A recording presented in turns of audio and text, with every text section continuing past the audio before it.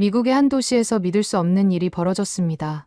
가게에 파리만 날리는 바람에 폐업을 앞두고 있던 한 고깃집이 한국에 이것을 들여놓은 후 해당 지역에서 예약이 가장 어려운 유명 맛집으로 변신했기 때문인데요.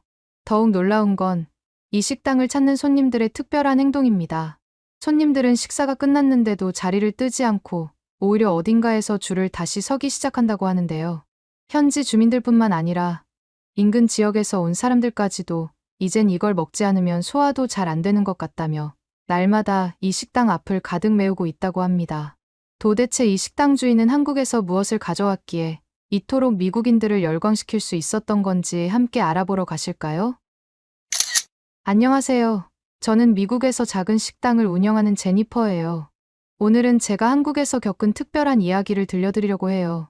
사실 제가 몇 년 전까지만 해도 한국이라는 나라에 대해 별로 관심도 없었고 오히려 편견을 가지고 있었거든요. 하지만 지금은 한국이 제 삶을 구해준 은인이나 다름없어요. 제 인생을 완전히 바꿔놓은 특별한 경험을 했기 때문이에요. 그때를 생각하면 아직도 마음이 아파요. 매일 아침 텅 빈 가게 문을 열면서 무력감에 시달렸거든요. 테이블마다 쌓이는 먼지를 닦으면서 이렇게 장사를 계속해도 될지 끝없는 고민에 빠졌었어요. 밤마다 장부를 보면서 적자 숫자를 보고 있으면 눈물이 나올 것 같았죠. 특히 저는 혼자서 모든 걸 해내야 했기 때문에 더 힘들었어요. 주방에서 요리하는 것부터 서빙, 장보기, 청소까지 전부 제가 해야 했거든요. 밤늦게까지 일하고 집에 돌아와서도 마음이 편하지 않았어요. 이대로 가다가는 가게를 정말 접어야 하는 건 아닐까 하는 생각이 자꾸 들었죠. 그런데 그때 정말 예상치 못한 소식을 듣게 됐어요. 여동생이 한국인과 결혼한다는 거였어요. 저희 가족이 다 같이 모여있는 자리였는데 동생은 너무나 행복한 표정으로 그 소식을 전했죠. 처음에는 제 귀를 의심했어요. 한국이라니요? 지도에서 찾아볼 수나 있을까 싶은 그 먼 나라에서 살겠다고요? 정말 그 순간만큼 화가 났던 적이 없었던 것 같아요. 어렸을 때 부모님께서 바쁘셔서 제가 동생을 키운 거나 다름이 없었거든요. 동생이 결혼 소식을 전하는 순간 제 머릿속이 하얘졌어요. 한국은 저에게 그저 지도에서나 봤던 멀고 낯선 나라일 뿐이었는데 갑자기 제 동생이 그곳에서 살겠다니 말이 되나요? 더군다나 한국어도 제대로 못하는 동생이 어떻게 거기서 살 수 있을지 너무 걱정됐어요. 그런데 더 놀라웠던 건 저희 부모님의 반응이었어요. 두 분 다 동생의 결정을 전적으로 지지하시더라고요. 엄마는 동생의 손을 꼭 잡고 계셨고 아빠는 흐뭇한 미소를 지으시면서 동생의 어깨를 토닥이고 계셨죠. 저는 그 모습을 보면서 더욱 화가 났어요. 왜 저 혼자만 이렇게 불안해하고 걱정해야 하는 건지 이해가 가지 않았습니다.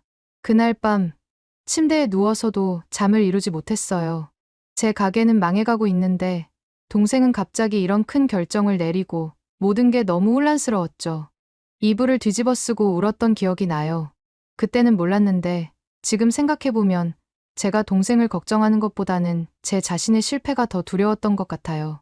하지만 동생은 제 반대에도 불구하고 결혼을 했고 한국으로 떠났어요. 처음에는 연락도 안 받으려고 했는데 동생이 매일같이 전화를 걸어왔어요. 처음에는 짜증났지만 점점 동생의 목소리가 기다려지기 시작했죠. 매일 전화로 들려주는 한국에서의 이야기들이 신기하기도 했고요. 그러다 어느 날 동생이 저를 한국으로 초대했어요. 처음엔 단순한 안부 전화로 시작됐는데 제 목소리에서 지친 기색을 느꼈던 모양이에요. 동생은 저의 힘든 상황을 걱정하면서 비행기 표부터 숙박까지 모든 걸 자기가 책임지겠다고 했어요. 새로운 환경에서 잠시라도 휴식을 취하면서 마음의 여유를 찾으라는 거였죠. 사실 동생의 제안을 들었을 때 마음 한켠에서는 작은 설렘이 있었어요. 하지만 현실적인 걱정이 더 컸죠. 매일 아침 문을 열고 손님들을 맞이하고 혼자서 모든 걸 해내야 하는 가게를 놓고 떠난다는 건 상상조차 할 수 없었거든요. 그래서 처음에는 단호하게 거절했어요. 여행은커녕 가게 문을 하루라도 닫을 여유가 없다고 생각했으니까요. 하지만 통화를 하면 할수록 동생의 진심이 전해졌어요. 동생은 한국에서의 자기 삶이 얼마나 달라졌는지, 그곳에서 찾은 행복이 얼마나 특별한지를 이야기하면서 제게도 그런 변화의 기회가 필요하다고 했어요. 처음에는 그저 과장된 말처럼 들렸지만 동생의 목소리에 담긴 진정성이 제 마음을 조금씩 흔들어 놓았죠. 혼자 고민하는 시간이 길어질수록 제 현실을 더 또렷하게 마주하게 됐어요. 매일 같은 자리에서 같은 일을 반복하면서 제 삶은 점점 더 좁아지고 있었거든요. 더 이상 가게에서 혼자 괴로워하고 싶지 않았어요. 어차피 이대로는 아무것도 변하지 않을 것 같았죠. 결국 며칠 후 동생에게 다시 전화를 걸었어요. 짧게 다녀오겠다고, 너무 기대하지는 말라고 했죠. 그때는 몰랐어요. 이 결정이 제 인생에 어떤 변화를 가져올지는요. 그저 잠시 도망치듯 떠나는 여행이라고만 생각했으니까요. 하지만 지금 생각해보면 그때 그 용기를 내길 정말 잘했다는 생각이 들어요. 한국에 도착했을 때의 첫 느낌을 잊을 수가 없어요. 겨울이었는데 정말 춥더라고요. 미국에서도 추운 건 겪어봤지만 이건 완전히 달랐어요. 얇은 코트를 입고 공항을 나서는 순간 찬바람이 뼛속까지 파고드는 것 같았죠. 공항에서 나와 차를 타고 이동하면서 창밖을 봤는데 정말 놀라웠어요. 빽빽하게 들어선 아파트들이 끝없이 이어졌거든요.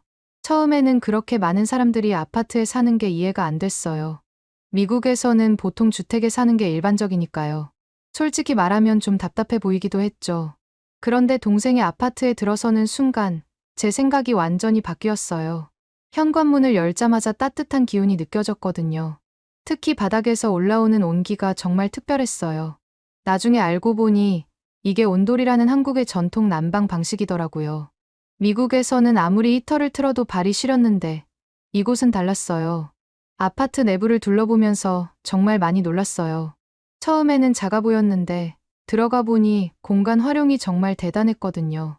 구석구석 수납장이 있어서 모든 물건들이 깔끔하게 정리되어 있었고 주방과 거실이 연결된 구조도 너무 효율적이었어요.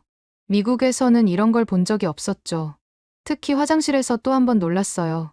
바닥이 따뜻한 건 기본이고 환기 시스템도 완벽했거든요. 미국에서는 겨울만 되면 화장실이 얼음장처럼 차가워서 고생했는데 여기는 그런 걱정이 전혀 없더라고요. 작은 공간이지만 이렇게까지 세세하게 신경 쓴 게 정말 인상적이었어요. 동생이 저녁 식사로 유명한 고깃집에 데려갔을 때의 일도 잊을 수가 없어요. 가게 앞에 길게 늘어선 줄을 보고 처음에는 믿기지 않았어요. 이렇게 추운 날씨에도 사람들이 줄을 서서 기다린다니 말이에요. 미국에서는 맛집이라고 해도 이렇게까지 기다리는 경우는 거의 없거든요. 손님들이 추위에 몸을 움츠리면서도 즐거운 표정으로 대화를 나누는 모습이 인상적이었어요. 특히 젊은 커플들이 많았는데 서로 붙어서 추위를 이겨내는 모습이 귀여웠죠. 기다리는 동안 주변 손님들과 이야기를 나누며 이 집이 얼마나 유명한지 들을 수 있었어요. 가게 안으로 들어갔을 때의 그 분위기는 정말 특별했어요.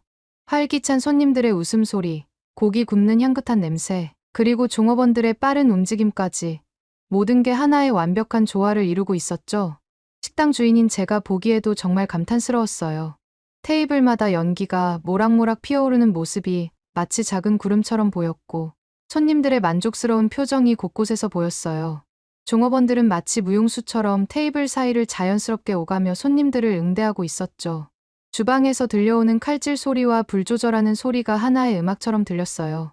저희가 주문한 건 소갈비였는데 고기를 구워주는 방식이 또 놀라웠어요.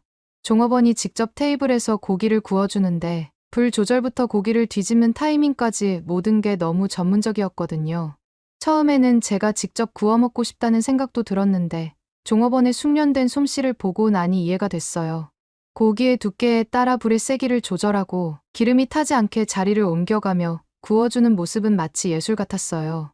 특히 고기를 뒤집을 때마다 지글지글 소리와 함께 퍼지는 향이 입맛을 돋웠죠.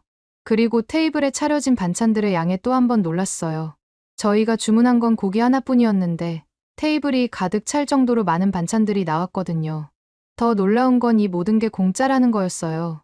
식당 운영자의 입장에서 보면 정말 이해가 안 되는 부분이었죠. 이렇게 많은 걸 공짜로 제공하고도 어떻게 수익이 날 수 있을까 하는 의문이 들었어요. 신선한 상추와 깻잎, 마늘, 고추까지 각종 쌈거리도 계속해서 리필해 주는 걸 보면서 미국에서의 식당 운영 방식과는 완전히 다르다는 걸 실감했어요. 김치부터 시작해서 숙주나물, 파절이, 콩나물 무침 등 정성스레 준비된 반찬들을 보며 주방장의 손길이 얼마나 많이 갔을지 생각하게 됐죠. 이런 경험은 미국에서는 상상도 할 수 없는 거였어요. 손님들을 위해 이렇게까지 신경 쓰는 모습을 보면서 제가 운영하던 식당의 서비스에 대해 다시 한번 생각해보게 됐죠. 특히 종업원들이 수시로 테이블을 확인하며 필요한 것이 없는지 살피고 숯불이 약해지면 바로 교체해주는 섬세함은 정말 인상적이었어요. 게다가 고기를 먹기 좋게 잘라주고 쌈을 싸먹는 방법까지 친절하게 설명해주는 모습을 보며 진정한 서비스의 의미를 깨달았답니다. 가게를 나오면서 문득 눈에 띈 작은 커피 자판기가 제 발걸음을 멈추게 했어요. 처음에는 그냥 지나치려고 했는데 동생이 제 팔을 살짝 잡더라고요. 호기심에 저건 뭐야? 왜 고깃집 앞에 커피 자판기가 있어? 라고 물어봤죠. 동생은 웃으면서 이게 한국에서 흔히 볼 수 있는 믹스커피 자판기라고 설명해주기 시작했어요. 특히나 고기를 실컷 먹고 난 후에 입가심용으로 즐겨 마시는 음료라고 하더라고요. 율무차도 있다면서 이런 서비스가 한국에서는 흔하다고 말해주었죠. 입가심용 커피, 고깃집에서 이런 걸 제공한다고? 하면서 저는 놀라지 않을 수 없었어요. 자판기 앞에 서서 보니 깔끔하게 정돈된 이쑤시개 통과 함께 있는 모습이 왠지 정겹게 느껴졌어요. 가격표를 보고 또 한 번 놀랐죠. 고작 100원이라니. 미국에서는 자판기 커피도 최소 1달러는 넘는데 말이에요. 호기심에 버튼을 눌러봤는데 아무런 반응이 없어서 당황스러웠어요. 이거 고장난 거 아니야? 라고 말했더니 동생은 제 어리둥절한 표정을 보더니 웃으면서 언니, 100원을 넣어야 작동해. 라고 알려주었죠. 그러더니 고깃집 안으로 들어가서 100원을 가져왔어요. 100원. 이 커피가 정말 100원밖에 안 한다고? 심지어 가게 안에서 100원을 주는 거면 뭐하러 돈을 받는 거야? 하면서 저는 또 한 번 충격에 빠졌어요. 동생은 물론 다른 고깃집에서 이 커피를 공짜로 제공하는 곳도 많아. 하지만 이렇게 100원을 받는 곳도 꽤 많이 있어. 공짜로 주는 것이 손님들에게 더 좋은 거 아니냐고 할 수 있는데 100원 정도만 돼도 사람들이 느끼는 가치는 천차만별이거든 라고 설명해 주었어요. 더 놀라운 건 이어진 설명이었죠. 100원을 받는 이유는 단순히 돈 때문만은 아니야. 소액이라도 내면 사람들이 이 커피 자판기를 더 소중히 여기게 되거든. 동생의 말을 들으니 정말 한국 사람들은 약간의 센스를 발휘해서 자판기를 편하게 관리할 수 있구나라는 생각이 절로 들더군요. 그렇게 동생은 가게 안에서 가져온 동전을 자판기에 넣자 자판기가 윙윙거리는 소리를 내며 작동하기 시작했어요. 하얀 종이컵이 떨어지고 갈색 액체가 천천히 흘러내리는 걸 지켜보았죠. 처음에는 컵의 반도 차지하는 양을 보고 실망했어요. 이래서 100원인 거 아냐? 양이 이렇게 조금 나오다니. 라고 투덜거렸더니 동생이 웃으면서 믹스커피는 원래 이렇게 나오는 게 딱 좋아. 종이컵 한가득 물을 넣으면 맛이 싱거워져서 제대로 된 맛을 느낄 수 없거든. 라고 설명해 주었어요. 첫 모금을 마시는 순간 제 생각은 완전히 바뀌었어요. 진한 커피 향과 달콤한 맛이 입안 가득 퍼졌는데 이건 정말 특별했어요. 생각보다 괜찮네. 라고 말하지 않을 수 없었죠. 미국의 어떤 커피와도 비교할 수 없는 독특한 맛이었어요. 보통 블랙커피만 마시다가 이런 달콤하고 진한 맛을 접하니 새로운 경험이었죠. 이 작은 자판기를 통해 한국의 세심한 배려 문화를 새롭게 발견하게 된 것 같아요. 고깃집에서 이런 디테일까지 신경 쓰다니 고객들이 정말 만족할 수밖에 없겠어라는 생각이 절로 들더라고요. 문득 내 식당에서도 이런 작은 디테일을 추가하면 손님들이 더 만족하지 않을까 하는 생각도 들었어요. 특히 인상 깊었던 건 이런 작은 서비스가 고객을 배려하는 마음에서 비롯됐다는 거예요. 작은 것 하나에도 이렇게 많은 의미와 배려가 담겨 있다니 내가 너무 단순하게만 생각했었나 봐라고 반성하게 됐어요.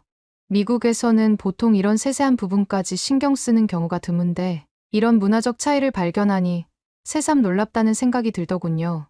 그날 저녁 동생 부부와 함께 식사를 하면서 정말 놀라운 사실을 알게 됐어요. 현중 씨가 한국에서 꽤 유명한 요식업계 사업가라는 거였죠. 처음에는 그저 평범한 대화로 시작됐는데 동생이 우연히 현중 씨의 사업 이야기를 꺼냈어요. 그 순간 저는 숟가락을 든 채로 그대로 멈춰버렸죠. 그동안 제가 얼마나 편협한 시각으로 동생의 결혼을 바라봤는지 새삼 부끄러워졌어요.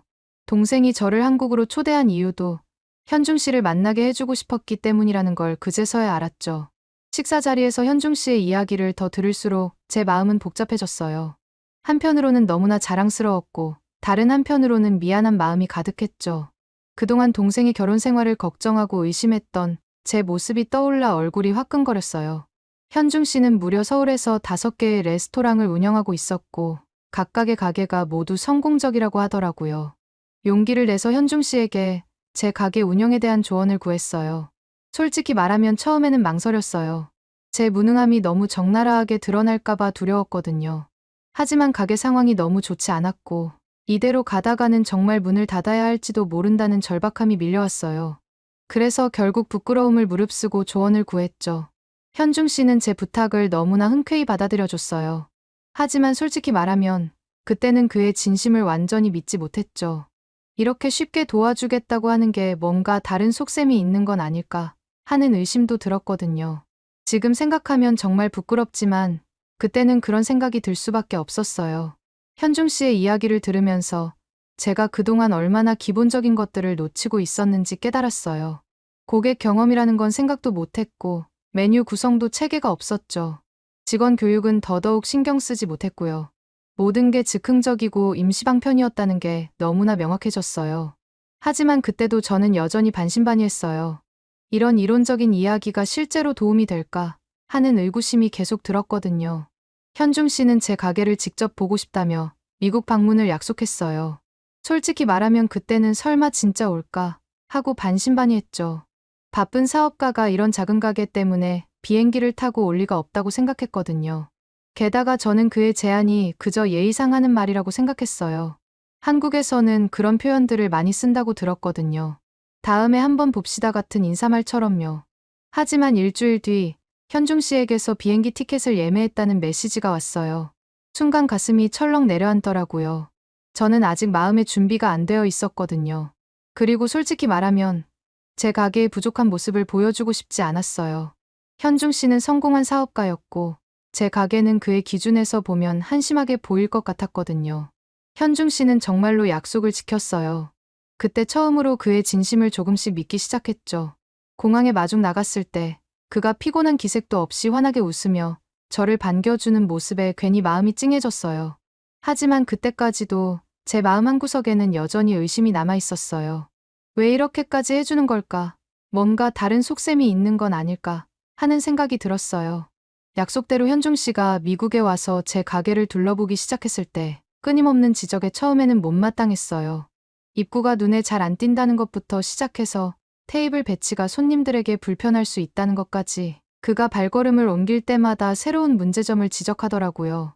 현중 씨가 이 조명은 너무 어둡네요 라고 말했을 때는 속으로 도대체 뭘 안다고 이러나 하는 생각이 들었어요. 심지어 주방을 보더니 이 동선으로는 직원들이 너무 힘들겠어요 라고 말했을 때는 정말 화가 났어요. 제가 5년 동안 운영해온 가게인데 와서 하루 보고 이렇게 말하는 게 너무 거슬렸거든요.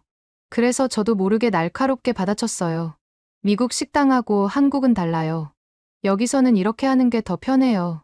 그때 현중 씨의 표정이 잠깐 굳어지는 걸 봤는데도 저는 계속해서 제 주장만 고집했죠. 그런데 정말 놀라웠던 건 현중 씨가 직접 고객 피드백을 받는 방식이었어요. 제가 못 믿겠다는 듯이 행동하자 현중 씨는 전혀 감정적으로 대응하지 않고 차분하게 그럼 직접 손님들의 의견을 들어보는 게 어떨까요? 라고 제안했거든요.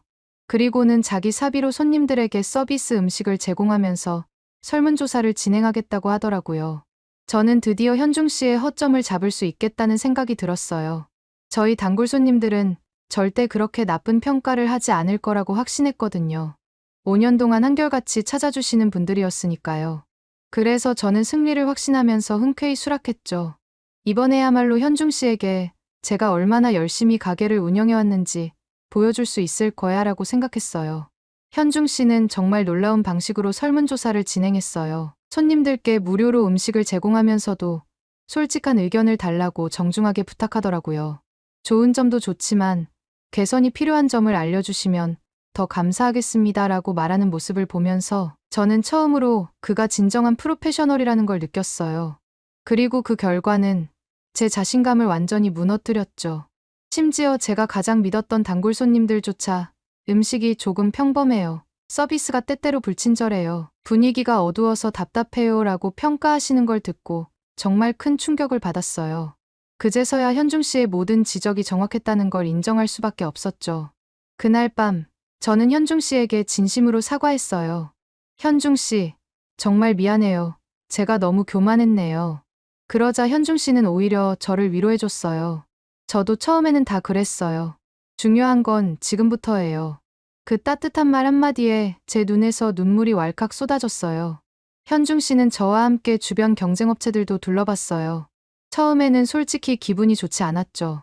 제 가게보다 잘하는 게 뭐가 있다고 하는 마음이었거든요. 하지만 막상 가게들을 둘러보니 저도 모르게 입이 벌어졌어요. 다른 가게들의 고기 품질은 물론이고 매장이 깔끔하기도 하더군요. 처음에는 자존심이 상해서 변명하려고 했어요. 저희는 인력이 부족해서 그렇게까지 할 필요가 있나 같은 말들이 목 끝까지 차올랐죠. 하지만 이런 태도로 가게를 운영하면 발전하기는커녕 또 망할 수밖에 없을 거라는 확신이 들었죠.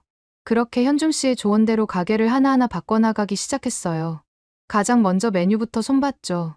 기존에는 그냥 소고기, 돼지고기 이렇게만 써있던 메뉴판을 과감히 버리고 부위별로 특징과 맛을 자세히 설명한 새로운 메뉴판을 만들었어요. 현중 씨가 추천해준 한국식 바비큐도 추가했는데 이게 의외로 큰 인기를 끌더라고요. 특히 양념갈비는 첫날부터 주문이 밀릴 정도였어요. 김치도 다양하게 준비하기 시작했어요.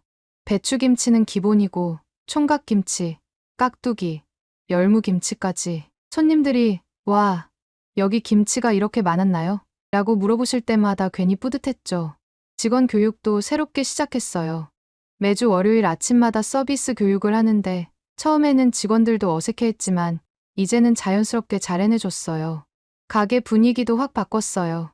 어두침침했던 조명을 밝고 따뜻한 느낌으로 교체하고 테이블 배치도 손님들이 편하게 앉으실 수 있도록 재배치했죠. 현중 씨가 추천해준 케이팝 음악을 틀어놓으니까 분위기가 더 좋아졌어요. 손님들이 분위기가 달라졌네요? 라고 말씀해 주실 때마다 가슴이 뿌듯했죠.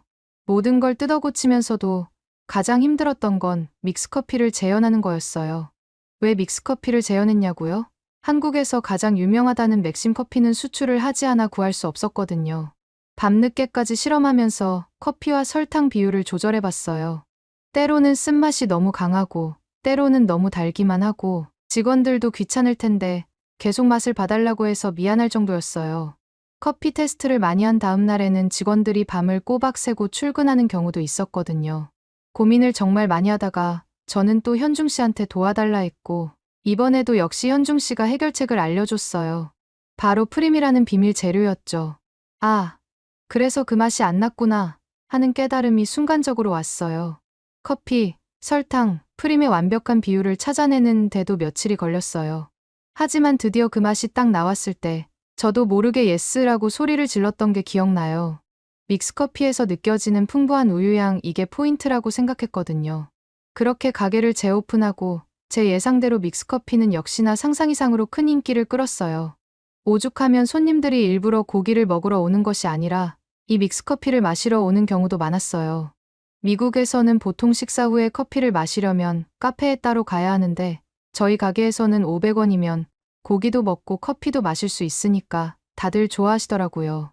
어떤 손님은 이거 진짜 한국 자판기 커피 맛이에요 라고 해주시고 또 어떤 손님은 이 커피 때문에 일부러 먼 길을 달려왔어요 라고도 하시더라고요. 특히 좋은 건 고기를 먹고 나서 카페에 가야 하는 번거로움이 없어졌다는 거였어요. 게다가 500원이라는 저렴한 가격 덕분에 부담 없이 드실 수 있어서 더 좋아하시더라고요. 지금 생각해보면 처음에 현중 씨를 의심했던 제 모습이 정말 부끄러워요. 그는 진심으로 저를 도와주려고 했는데 저는 그의 진심을 알아보지 못했으니까요. 혹시 무슨 다른 속셈이 있는 건 아닐까? 왜 이렇게까지 해주는 걸까?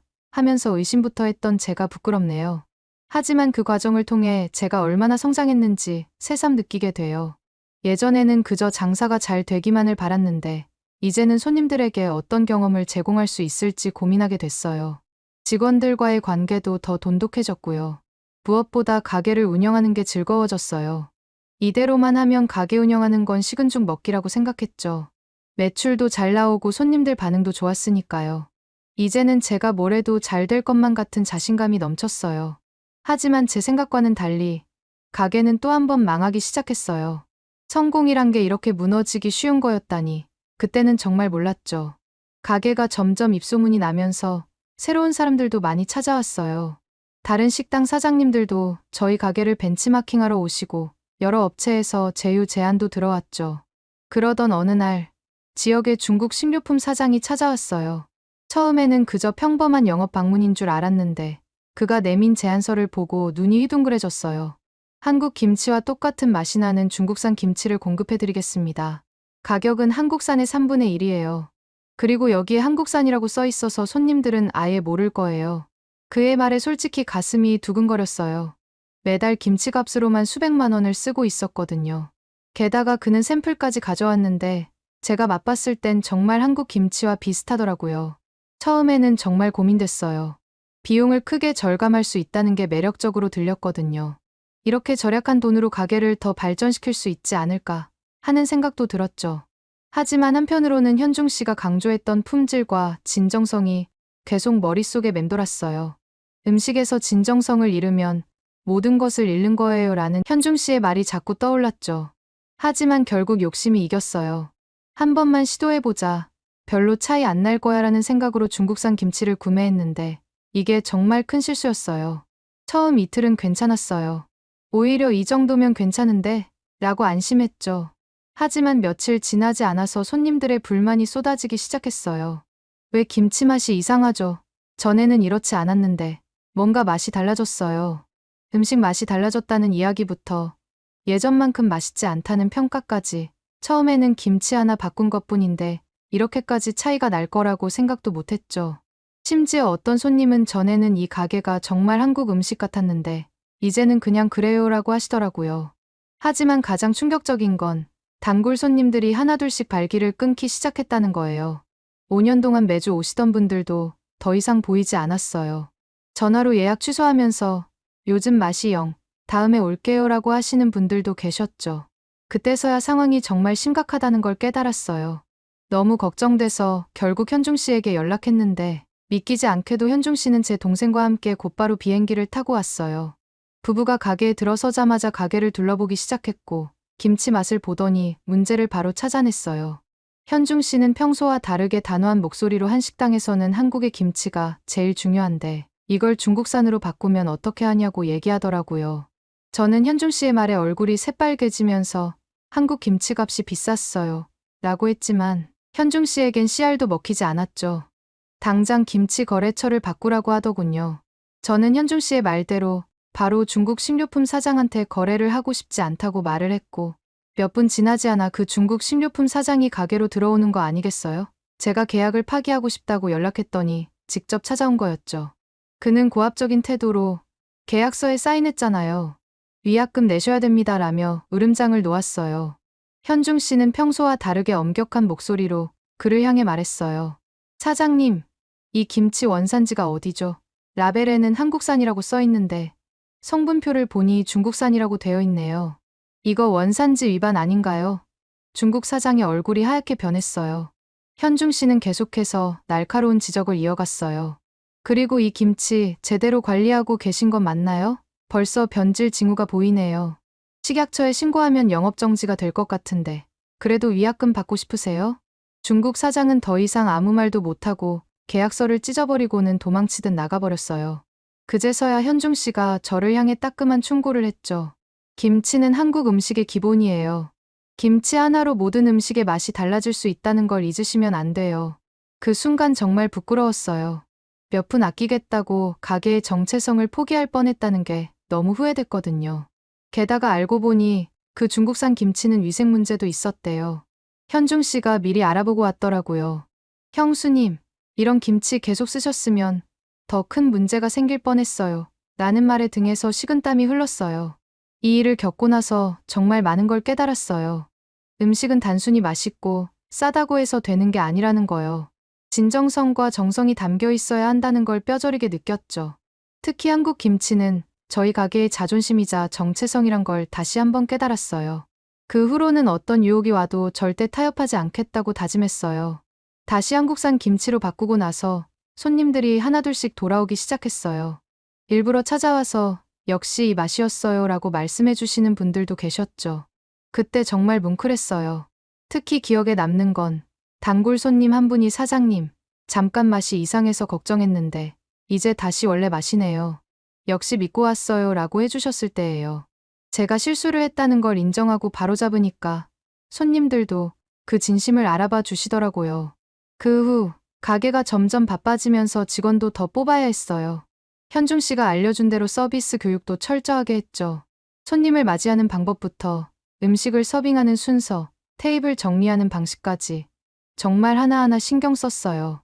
처음에는 직원들도 힘들어했지만 손님들의 반응이 좋아지니까 자부심을 가지고 일하더라고요. 이제는 입소문이 나면서 주말에는 줄을 서서 기다리시는 분들도 생겼어요. 제가 가게를 운영하면서 놀라웠던 건 한국인 손님들만 오는 게 아니었다는 거예요. 오히려 다양한 국적의 손님들이 찾아왔어요.